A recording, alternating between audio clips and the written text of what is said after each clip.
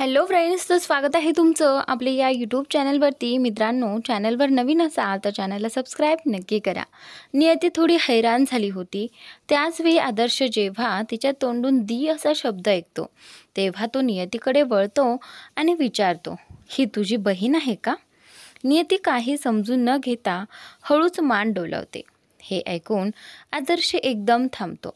त्याच्या चेहऱ्यावर धक्का बसल्यासारखा भाव येतात आणि तो दोन्ही हात चेहऱ्यावर ठेवतो. मी तुला काही विचारलं आहे, उत्तर दे. तू माझ्या दीकडे काय करतोयस? न्यासा चिडून विचारते. तेव्हा नियती तिला थोडं मागे ओढत म्हणते, न्यासा, काय झालंय तुला? तू असं का बोलतेस? दी, तुम्हीच सांगा, हे माझ्यासमोर प्रत्येक वेळेस का येतात? न्यासा रागाने म्हणते. नियती थोडी गोंधळून दोघांकडे पाहत विचारते, नेमकं चाललंय तरी काय तुमच्यात? दी, मी सांगते, न्यासा म्हणते आणि ती नियतीला इंदोरमध्ये जे काही घडलं होतं आणि आत्ताचं जे घडलं ते सगळं सांगते. मात्र गाल्यांचा भाग ती मुद्दाम टाळते.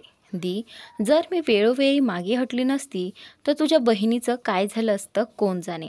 ती थोडी भावनिक होऊन बोलते. आदर्श तिचा तो डाव समजून घेतो आणि पुढे येत म्हणतो, तू जे घडलं ते सांगितलंस, पण तू मला दिलेल्या गाल्या त्याबद्दल लही सांगितलं का? काय? नियती आश्चर्याने विचारते. न्यासा पटकन म्हणते, दी, हे खोटं बोलतायत. मी असं काहीही बोलले नाही. ती थेट खोटं बोलते. आदर्श तिच्या त्या खोट्या बोलण्यावर हसत म्हणतो, बरं, म्हणजे मीच खोटं बोलतोय.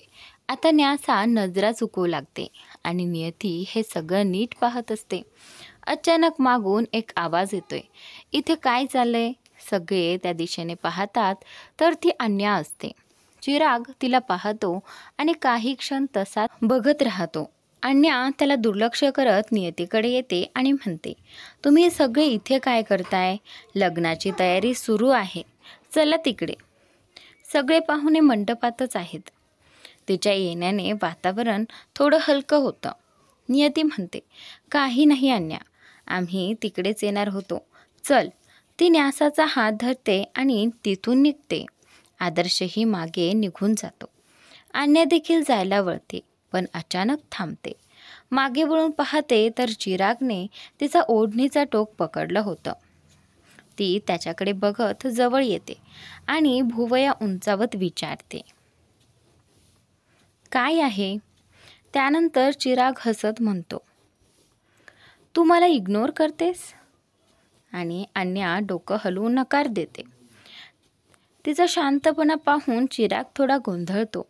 आज तू खूप शांत वाटतेस, काही कारण? आणि त्यानंतर तो विचारतो, कारण जेव्हा मी तुझ्याशी बोलते तेव्हा तू नीट ऐकत नाहीस. ती हलकेच म्हणते, भांडणात काही फायदा नाही, चला मैत्री करूया. अन्या म्हणते. चिराग आश्चर्याने तिच्याकडे पाहतो. अन्या त्याच्यासमोर हात पुढे करते. तो थोडा क्षण तिला बघतो आणि मग आपला हात तिच्या हातात देतो. दोघेही एकमेकांकडे बघत राहतात. आज अन्याला चिराग काहीसा जास्त देखणा वाटत होता, म्हणूनच तिने मैत्रीचा हात पुढे केला होता. आणि चिरागलाही ती आज खूप सुंदर वाटत होती. आणि त्यानंतर, चला, अन्या विचारते. चिरागच्या मनात क्षणभर येतं की ती कदाचित त्याच्याशी फ्लर्ट करत आहे. तो हसत म्हणतो, आणि दोघेही निघून जातात. थोड्याच वेळात मीरा आणि शनया नियाला घेऊन येतात. सगळे लोक मंडपात जमलेले असतात. फक्त उशीर होता तो नियाचाच, पण अखेर तीही येते. ती हळूहळू पायऱ्या उतरते. तिच्या चेहऱ्यावर एक गोड स्मित असतं. एका बाजूला मीरा आणि दुसऱ्या बाजूला शनया असते. सगळ्यांच्या नजरा तिच्यावर खिळलेल्या असतात. ती जवळजवळ मंडपाजवळ पोहोचते. तेवढ्यात पंडितजी म्हणतात, यजमानजी, जरा इथे या, एक जरुरी गोष्ट सांगायची आहे. इशिता लगेच पुढे येते. जे पंडितजी, बोला, इशिता म्हणते. पंडितजी हातातील पत्रक बघत म्हणतात, नक्षत्राची दिशा अचानक बदलली आहे, त्यामुळे वधूने आपला चेहरा झाकून ठेवणं गरजेचं आहे. लग्नात अडथळा येऊ नये म्हणून मंडपात बसण्यापूर्वी तिचा चेहरा झाकून घ्या. पंडितजी, दोष गंभीर आहे का? इशिता विचारते आणि त्यानंतर पंडितजी उत्तर देतात, जर गंभीर नसता तर मी सांगितलंच नसतं. ठीक आहे पंडितजी, आम्ही लगेच तिचं चेहरा झाकतो. असं म्हणत इशिता नियाकडे जाते. ती अजून थोडी दूर उभी असते. थांबा. इशिता समोर येऊन त्यांना थांबवते. सगळे पाय रोखून तिच्याकडे पाहतात. ती पुढे येऊन नियाच्या ओढणीचा कोपरा हलकासा पुढे ओढते आणि तिचा चेहरा झाकते. पंडितजींनी नक्षत्राचा दोष सांगितला आहे म्हणून लग्नाच्या वेळी चेहरा झाकणं गरजेचं आहे, ती स्पष्ट सांगते. सगळे आता नियाला घुंगटात पाहतात. तेव्हा अन्या थोडी गंमत करत विचारते, हा घुंगटाचा प्रकार मला काही समजत नाही. लग्नात चेहरा का झाकतात बरं? तिच्या शेजारी न्यासा, नियती, आदर्श आणि चिराग बसलेले असतात. सगळे तिच्याकडे पाहतात. तेव्हा चिराग उत्तर देतो, कदाचित म्हणून की लग्नानंतर सुहागरातीला नवरा जेवढा घुंगट उघडतो तेव्हा तो क्षण खास वाटावा म्हणून. हे सगळं केवळ औपचारिकतेसाठी केलं जातं, एवढंच माझं मत आहे.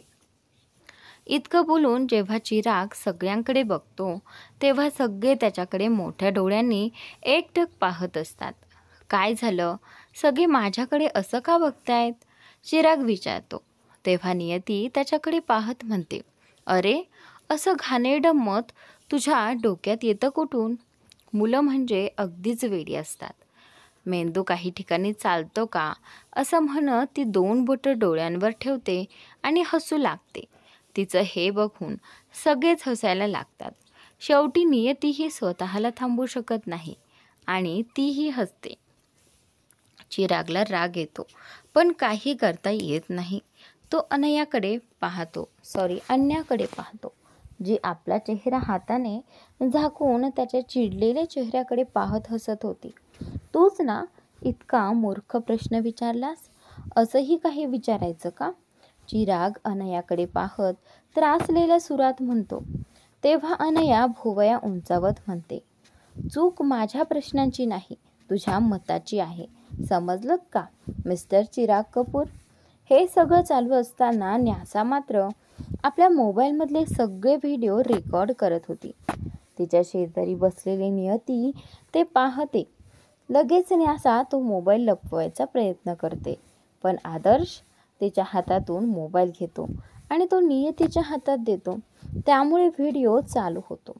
न्यासा आदर्शकडे रागाने पाहते, पण काही बोलत नाही. मी फक्त मजेसाठी रेकॉर्ड करत होते, ती म्हणते. चिराग लगेच म्हणतो, मजेसाठी नाही, माझी थट्टा करण्यासाठी. तेव्हा चिराग नियतीकडे पाहत म्हणतो, अगं डिलीट कर ना हा व्हिडिओ, नाहीतर ही रोज मला दाखवत बसेल. नियती त्याच्याकडे पाहत न्यासाला म्हणते, हा नेहमीच तुझ्याशी उलटसुलट बोलतो ना, मग पुढच्या वेळी असं केलं तर हा व्हिडिओ दाखव आणि गप्प बसव. न्यासा ते ऐकून इतकी खुश होते की जणू तिला कोहिनूर हिराच मिळाला आहे. चिराग मात्र काही बोलू शकत नाही. नियती नेहमी त्याच्या बाजूने असायची, पण आज तिने न्यासाचा पक्ष घेतला होता. नियती उठते आणि तिथून निघून जाते. दरम्यान शनया नियाला घेऊन मंडपात बसते. पंडितजी मंत्रपठण सुरू करतात आणि दोघांना हात पुढे करायला सांगतात. रियांश हात पुढे करतो, पण त्याच्या नजरेत त्याच्या हातावरची मेहंदी दिसते. त्याच्या तळहातावर नियतीचं नाव लिहिलेलं असतं. तो गोंधळतो. कोणी पाहिलं तर या भीतीने तो बोटं त्या नावावर ठेवून ते लपवायचा प्रयत्न करतो, पण निया मात्र आपले हात पुढे करत नाही. 2 मिनिटं जातात तरी ती स्थिर बसलेलीच राहते. रियांश तिच्याकडे बघतो. त्यालाही काही कळत नाही. माहोल ताणलेला असतानाच नियाची आई पुढे येते आणि तिचा हात धरून रियांशच्या तळहातावर ठेवते. पंडितजी पुन्हा मंत्र म्हणायला लागतात. आता फेऱ्यांसाठी उभं व्हा असं सांगितल्यावर रियांश उठतो, पण निया पुन्हा बसलेलीच राहते. तिच्या आईच्या चेहऱ्यावर राग स्पष्ट दिसत होता. ही मुलगी वेडी झाली आहे का? उठतच का नाही? ती पुढे येऊन म्हणते, बेटा, लेहंगा जड आहे म्हणून उठायला त्रास होतोय बहुतेक, असं म्हणत ती नियाला उठवायला मदत करते. इशिता पुढे येते आणि रियांशला म्हणते, बाळा, तिचा हात धर, कदाचित तिला त्रास होत असेल. रियांश आईच्या सांगण्यावरून तिचा हात धरतो. जरी त्याचं मन तयार नव्हतं तरीही फेऱ्या सुरू होतात. आता चेहरा उघडू नका, फक्त सिंदूर लावा आणि मंगळसूत्र घाला असं सांगितल्यावर रियांशच्या मनात अचानक बेचैनी निर्माण होते. तो घामेजतो. कुर्त्याचा वरचा बटन उघडतो. त्याला स्वतःच्या धडधडणाऱ्या हृदयाचे ठोके ऐकू येतात. पंडितजी सिंदूर लावायला सांगतात, पण तो स्थिर उभा असतो आणि त्याच नंतर बेटा, सिंदूर लावा एवढा म्हणताच रियांश त्यांना हाताने गप्प बसायला सांगतो. पंडितजी थांबतात आणि त्यानंतर इशिता परिस्थिती ओळखते आणि शांतपणे पुढे येते. बाळा, सिंदूर लाव, ती हळू आवाजात म्हणते. सगळ्यांच्या नजरा तुमच्यावर आहेत, कोणी बोलायच्या आतच संपव. ती त्याचा हात हलकेच दाबते आणि स्मित हास्य देऊन बाजूला जाते. रियांश खोल श्वास घेतो. मनातच म्हणतो, मला काय झालं होतं आताच, इथून पळून जावंसं वाटतंय. आणि त्यानंतर इकडे, पण तो स्वतःला सावरतो. सिंदूर उचलतो आणि नियाकडे न पाहताच तिच्या मस्तकावर लावतो. नंतर तिला मंगळसूत्रही घालतो. शुभ मुहूर्त पूर्ण झाला. आता तुम्ही पती पत्नी आहात. वडीलधाऱ्यांचे आशीर्वाद घ्या, पंडितजी म्हणतात. फुलांची वर्षाव सुरू होते. सगळीकडे टाळ्यांचा गजर होतो आणि त्यानंतर रियांश उठून आशीर्वाद घ्यायला जातो, पण निया पुन्हा उठत नाही. त्यानंतर त्याला चीड आणि राग दोन्हीही येतो. तो तिला हाताने धरून उभं करतो, पण ती एका बाजूला झोकून पडते. त्यानंतर रियांश लगेच तिला आपल्या हातात घेतो. सगळेच आश्चर्यचकित होतात. निया बेशुद्ध पडलेली असते. लग्नाची सर्व विधी संपन्न झाली होती. पंडितजींनी आशीर्वाद घेण्यास सांगितल्यावर रियांश उठला, पण निया उठली नाही. त्यामुळे रियांशला आता चिडचिड होऊ लागली. लग्नभर तो तिच्या वागण्याकडे लक्ष देत होता. रागाच्या भरात त्याने तिचा हात पकडून जबरदस्तीने तिला उभं केलं, पण अचानक ती तोल जाऊन त्याच्याकडेच लटपटत पडली. रियांशही रागात होता, त्यामुळे त्याने तिला पकडलं नाही आणि ती थेट मंडपातच पडली. तेवढ्यात तिचं डोकं बाजूला ठेवलेल्या स्टूलला धडकतं आणि तिच्या कपाळातून रक्त येऊ लागतं. त्या धक्क्यात तिचा घुंगट थोडा वर सरकतो आणि सगळ्यांच्या डोळ्यांसमोर जे दृश्य येतं ते पाहून सगळे थक्क होतात, कारण तिथे निया नसून नियती होती. रियांश क्षणभर स्तब्ध होतो, पण तिच्या डोक्यातून रक्त वाहताना पाहून तो घाबरतो. तो पटकन वाकून तिला उठवतो. नियती, नियती, तू ठीक आहेस का? तो तिचे गाल थोपटत विचारतो, पण काही प्रतिसाद मिळत नाही. तो लगेच तिला उचलून रूममध्ये नेतो आणि बिछाण्यावर झोपवतो. डॉक्टरला फोन लावतो. दरम्यान सगळे तिथे जमलेले असतात. न्यासाही रडत असते. आणि त्यानंतर इकडे रियांश तिच्या चेहऱ्यावर लावलेला टेप काढतो आणि पुन्हा तिचे गाल थोपटवत म्हणतो, नियती, डोळे उघड, ऐकतेस ना? पण ती काही बोलत नाही. आणि त्यानंतर तेवढ्यात चिराग आणि आदर्श म्हणतात, आम्ही डॉक्टरला फोन करतो. रियांश त्यांना थांबवत म्हणतो, मी आधीच फोन केला आहे, ते येतच असतील. त्यानंतर दादी घाबरून म्हणतात, अरे देवा, हे काय झालंय? माझी नियती ठीक आहे ना? हे सगळं कोणी केलं आणि ती निया कुठे गेली? त्यानंतर इकडे आता सगळ्यांना तोच प्रश्न पडलेला असतो. अवदानजी शांतपणे म्हणतात, आई, काळजी करू नका, डॉक्टर येत आहेत. थोडा वेळ लागेल. थोड्या वेळाने डॉक्टर येतात. रूममध्ये खूप गर्दी असल्याने ते सगळ्यांना बाहेर जायला सांगतात. फक्त 2 जण राहू शकतात असं सांगतात. न्यासा बाहेर जायला तयार होत नाही आणि रियांश तर तिथून हलतच नाही. बाकी सगळे बाहेर निघून जातात. डॉक्टर तपासणी सुरू करतात. इशिता मात्र थिजल्यासारखी उभी असते. तिच्या डोक्यात काही शिरत नाही. असं काही घडेल याचा तिला अजिबात अंदाज नव्हता. ती कुणाशी काही बोलत नाही आणि थेट हॉटेलमधून बाहेर निघून जाते. कारमध्ये बसते आणि घरी निघते. अवधानजी तिला जाताना पाहतात, पण तिचं वागणं त्यांना समजत नाही. तिथे सगळे गोंधळलेले असतात. आता पुढे काय करायचं? नियतीच्या कुटुंबाला कसं सांगायचं की नियती आणि रियांशचं लग्न झाले, तेही अशा परिस्थितीत? का दादी चिंतेने म्हणतात, आता काय होणार अवधान? तुला ठाऊक आहे रियांश आणि नियतीचं नातं कसं आहे? मग या लग्नाचं काय? त्यानंतर अवधान शांतपणे म्हणतात, आई, मला माहिती आहे, पण आता जे झाले ते आपण नाकारू शकत नाही. जर दोघं तयार असतील तर ही लग्नाची गाठ टिकेल आणि मला वाटतं रियांश तयार होईल. दरम्यान अर्धे पाहुणे आधीच निघून गेले होते आणि उरलेले लग्नानंतर परत गेले. आता फक्त त्यांचा परिवारच उरला होता. डॉक्टर नियतीच्या डोक्याला पट्टी बांधतात. तिची डोळे तपासतात. हात पाय हलवून तिची शारीरिक प्रतिक्रिया पाहतात. रियांश शांतपणे सगळं पाहत असतो. थोड्या वेळाने डॉक्टर रियांशकडे वळून म्हणतात, यांना एक प्रकारचं औषध दिलं गेले. ते पूर्णपणे ड्रग नाही, पण त्याचं एक तीव्र स्वरूप आहे. काय? रियांश अचंबित होऊन विचारतो, कसं औषध? त्यानंतर डॉक्टर सांगतात, या औषधामुळे शरीराचं नियंत्रण हरवतं. व्यक्ती जागृत असते, पण तिच्या हालचालींसाठी दुसऱ्याच्या मदतीची गरज लागते. म्हणजे हात उचलायचा असेल तर कोणीतरी मदत करावी लागते. चालायचं असेल तर आधार लागतो. मेंदू सक्रिय राहतो, पण शरीर पूर्ण निष्क्रिय होतं. या औषधाचा डोस देण्यापूर्वी त्याचं अँटीडोस देणं अत्यावश्यक असतं. जर ते दिले नाही तर व्यक्ती लकवा मारल्यासारखी होते आणि ज्यांची रोगप्रतिकारशक्ती कमी असते त्यांचा मृत्यू होऊ शकतो. हे ऐकून रियांश घाबरून विचारतो, तिला अँटीडोस दिलं गेलं आहे का? डॉक्टर उत्तर देतात, हे फक्त तेच सांगू शकतील ज्यांनी औषध दिलं, पण तिची स्थिती पाहून वाटते की अँटीडोस दिलं गेलं आहे. ती स्थिर आहे.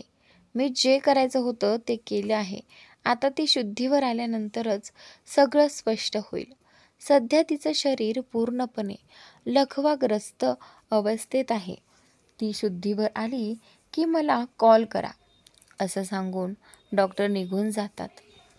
रियांशने आपला फोन काढला आणि नियाचा नंबर डायल केला. तीच निया जी सध्या एअरपोर्टवर होती.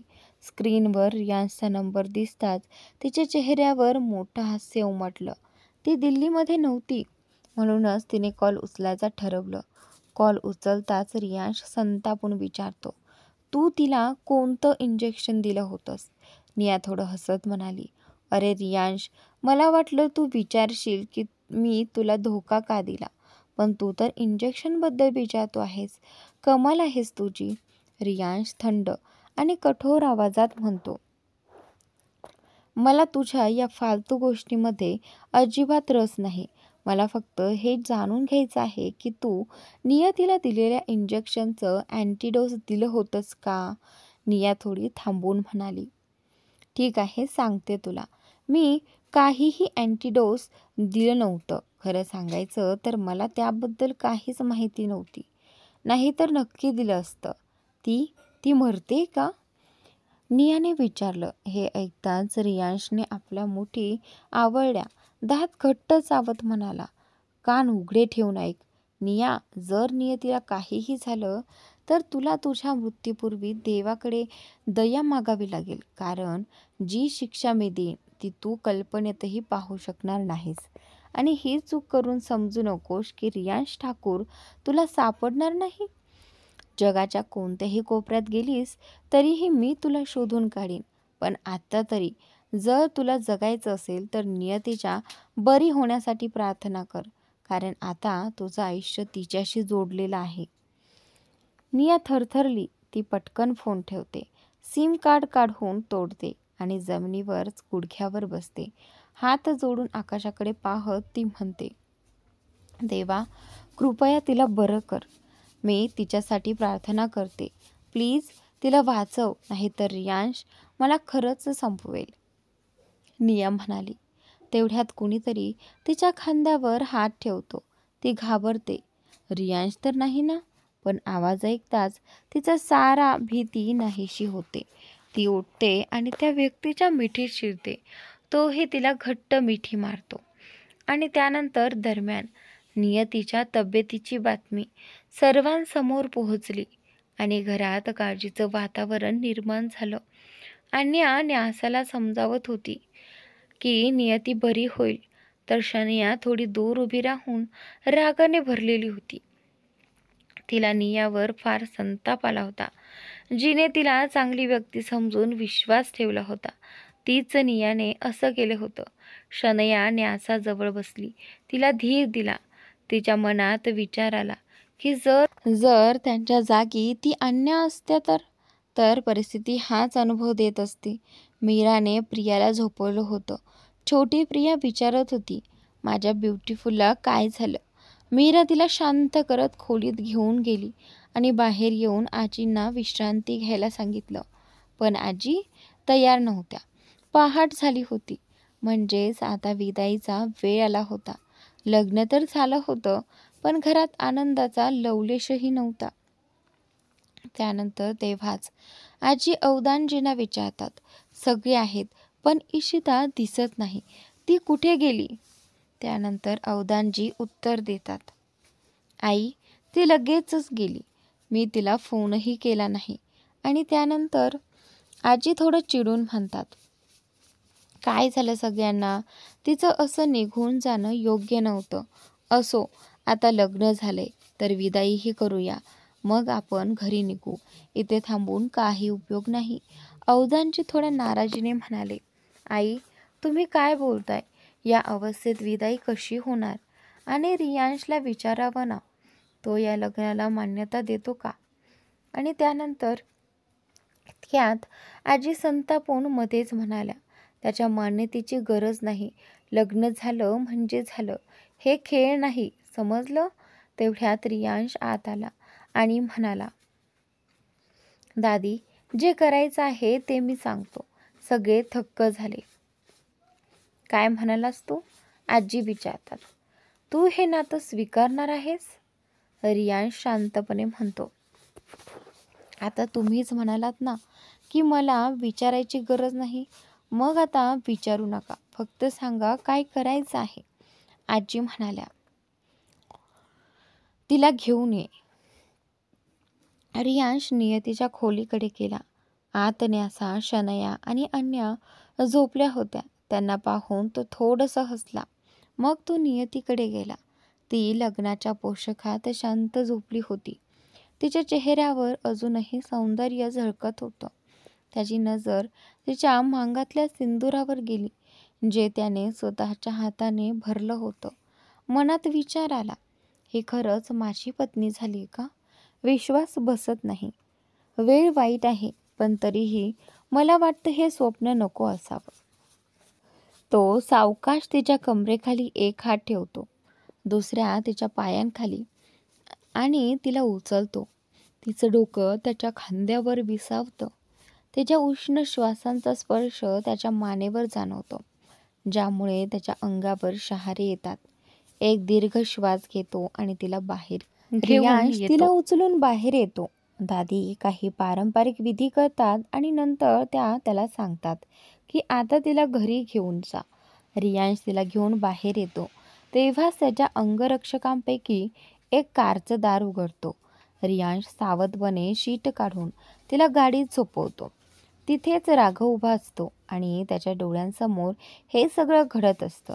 दरम्यान नियाचे आई वडील सगळ्यांच्या नजरेतून निसटून पळून गेले होते.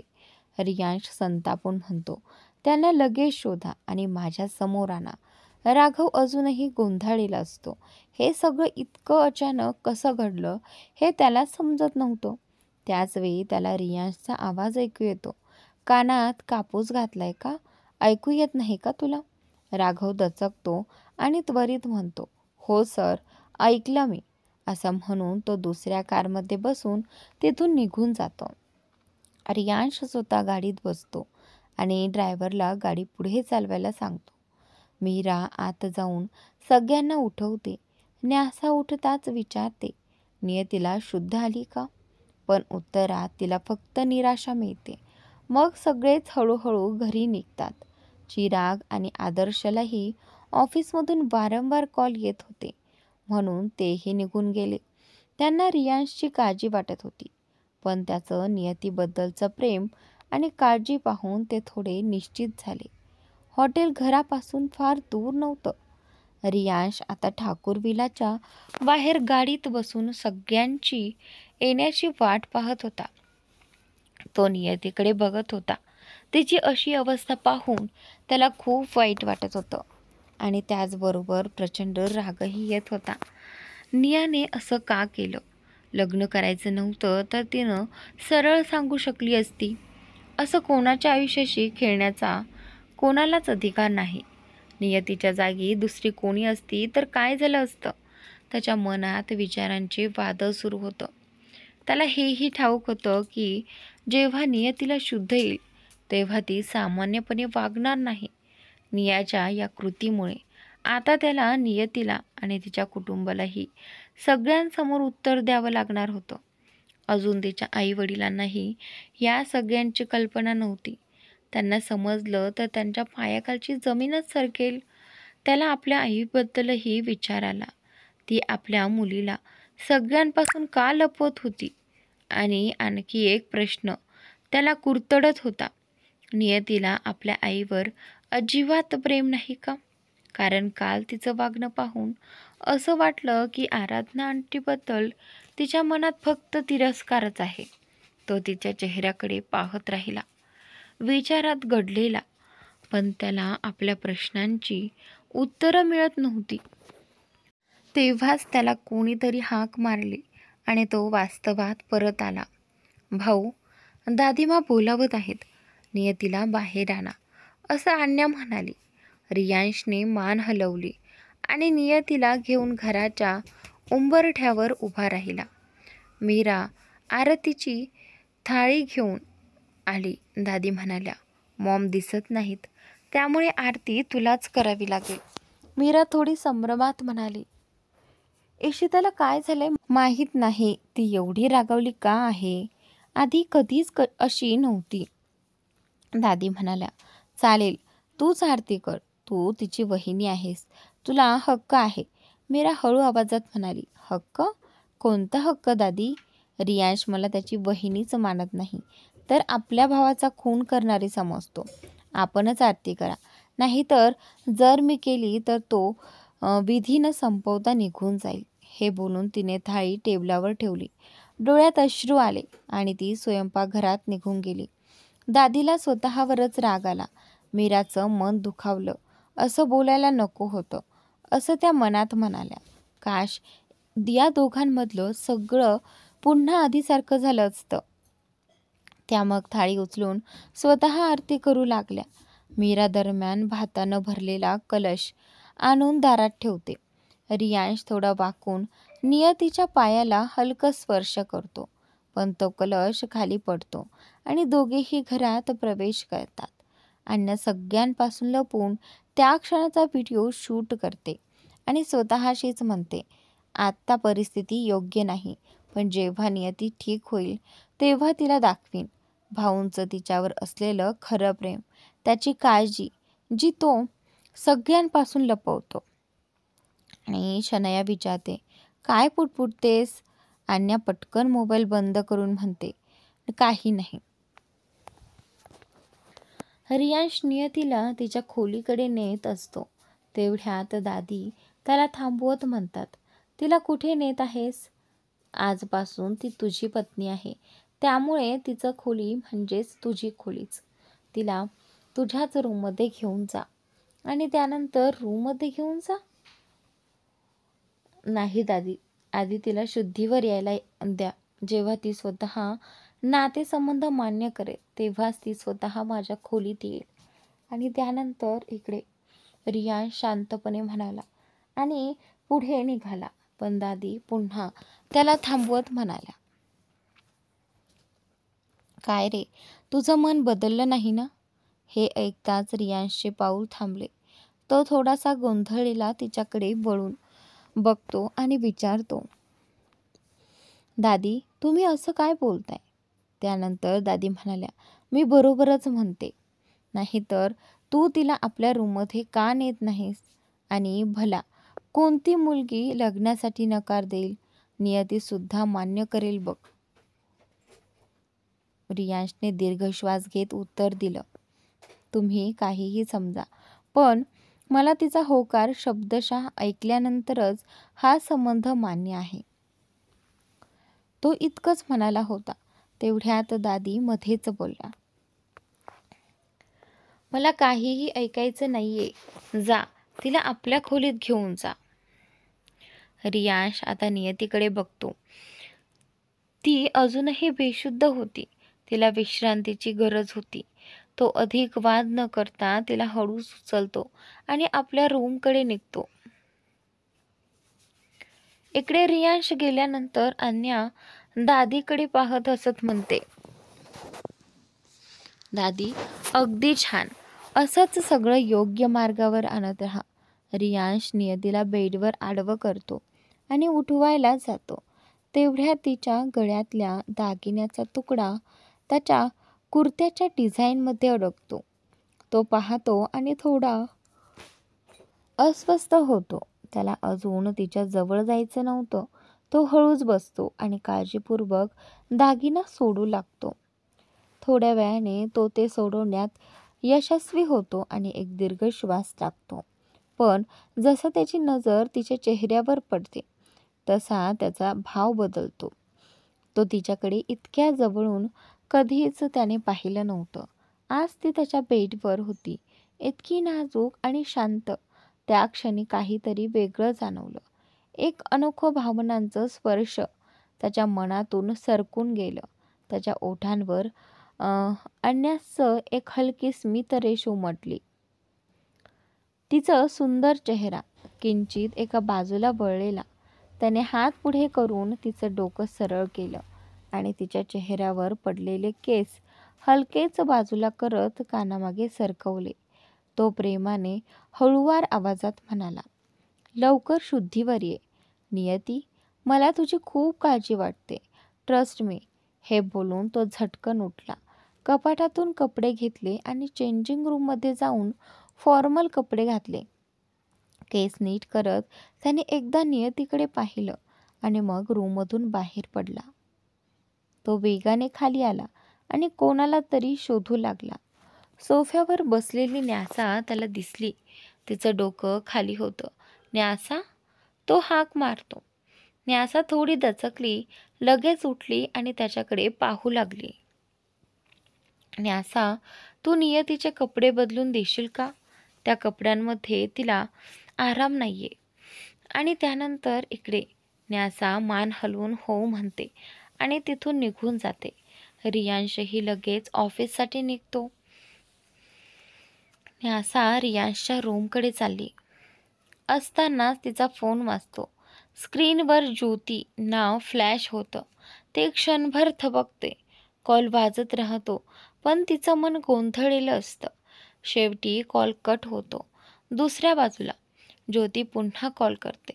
तिच्या न उचलण्याने चिंतेत न्यासा फोनकडे फक्त पाहत राहते. कॉल उचलायचं धैर्य तिच्यात नव्हतं.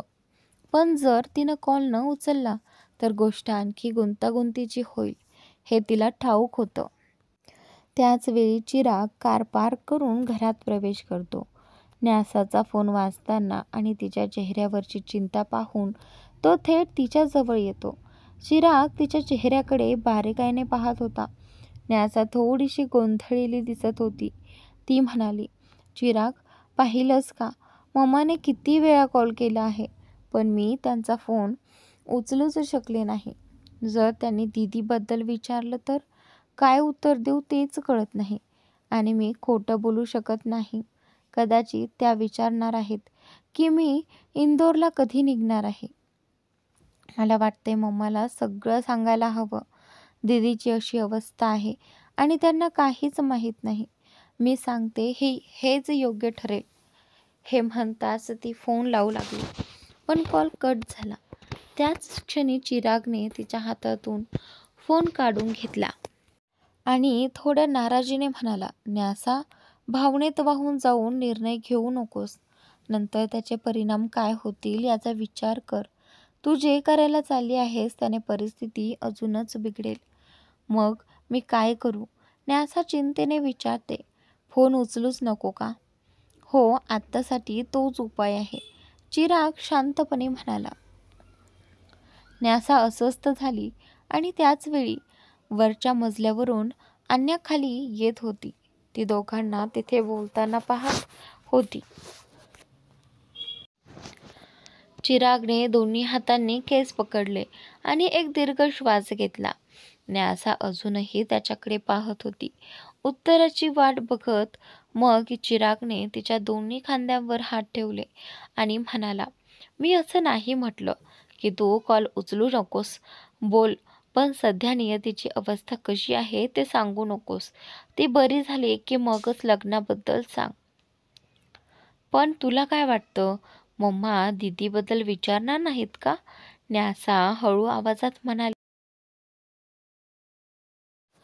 तर मग बहाणा बनव, चिराग म्हणाला. सांग की कॉलेजला गेली आहे.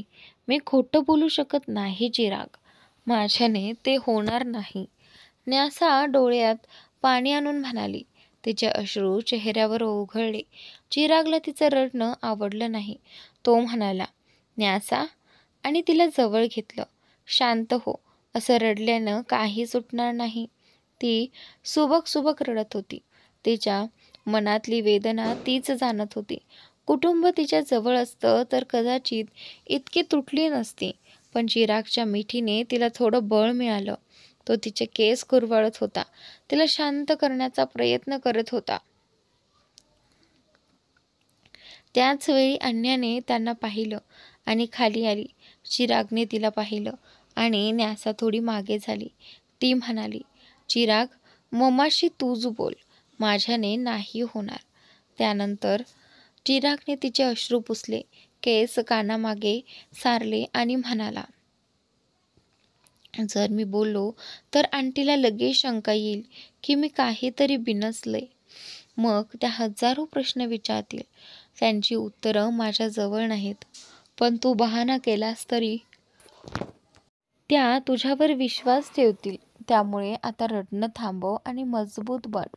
खरं सांगायचं तर तू जेव्हा माझ्याशी भांडतेस तेव्हा खूप एनर्जेटिक दिसतेस, पण असं रडतं बसणं तुला शोभत नाही. हे ऐकून न्यासा थोडी हसली आणि मान हलवली. ठीक आहे, मी बोलते, ती म्हणाली. आणि नीट बोलायचं बरं का, भानावर नियंत्रण ठेव, चिराग म्हणाला.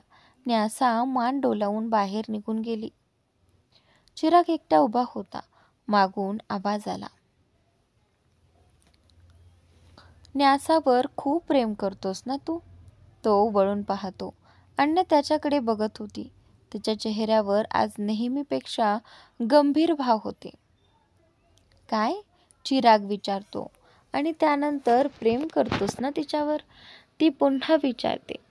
आणि त्यानंतर इकडे, हो, खूप, चिराग प्रामाणिकपणे म्हणतो.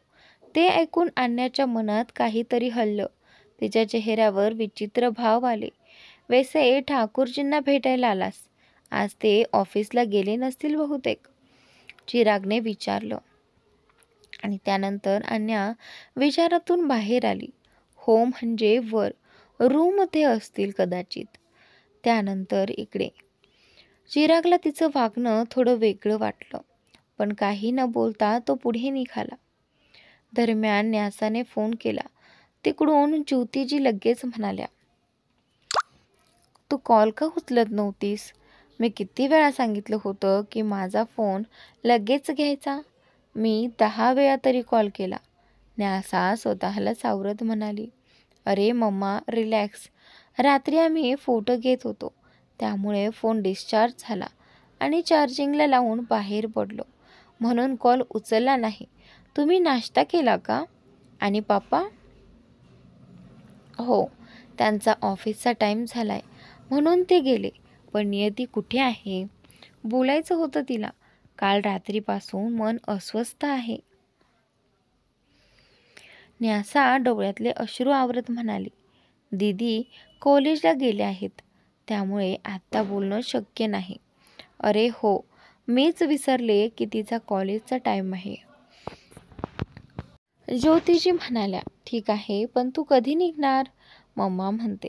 चिराग बोलावते, नंतर बोलते. न्यासाने पटकन कॉल कट केला. ही मुलगी नेहमी इतकी घाईत असते. ज्योतिजी हसत म्हणाल्या आणि फोन ठेवून दिला. खाली अन्या आणि न्यासा पुन्हा भेटल्या. अन्याने विचारलं, तू भाऊच्या रूममध्ये का जाणार आहेस? दीदी अजूनही लग्नाच्या जोडीमध्ये आहे, त्यांचे कपडे बदलायचे आहेत, न्यासा म्हणाली. पण तू का बदलतेस?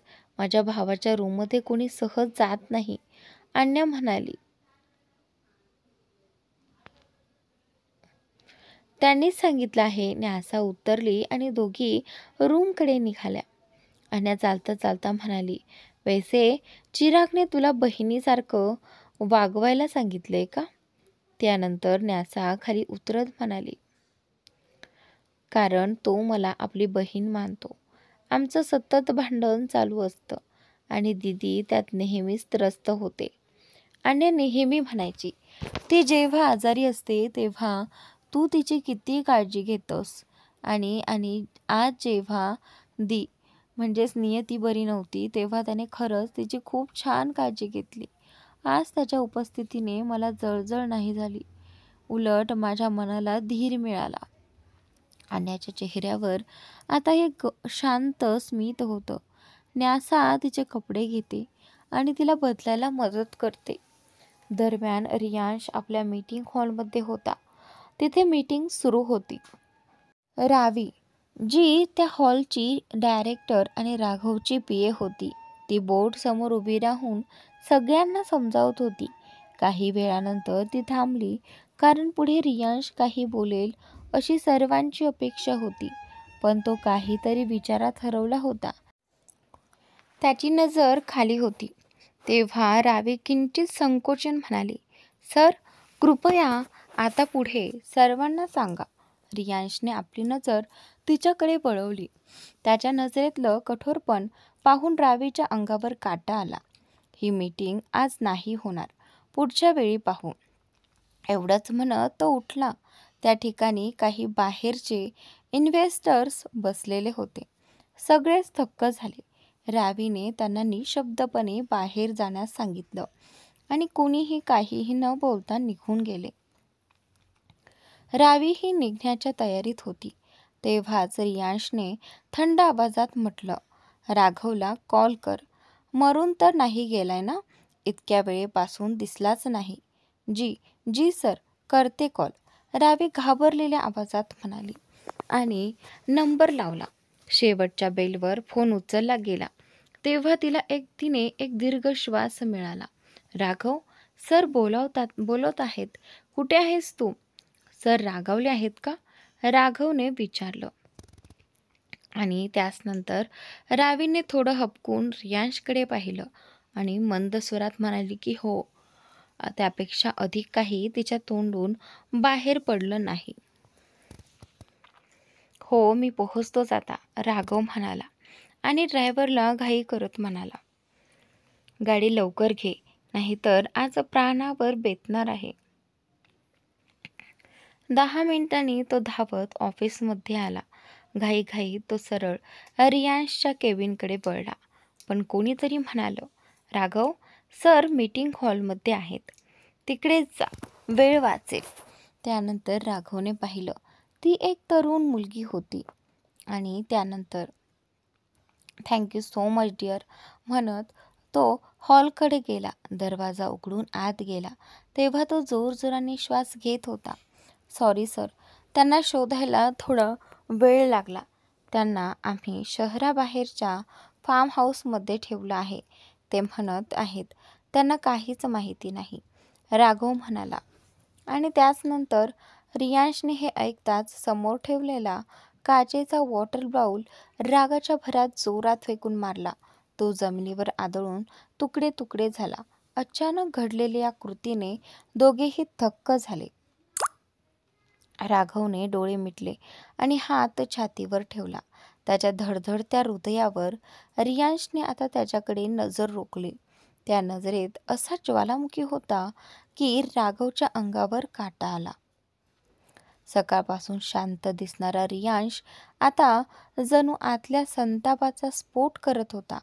नियाबद्दल काही समजलं का, त्याने विचारलं. अजून नाही सर, पण लवकरच कळेल, राघव उत्तरला. रियांशने स्वतःला शांत करण्याचा प्रयत्न केला. तो उठून पुढे मागे फिरत होता.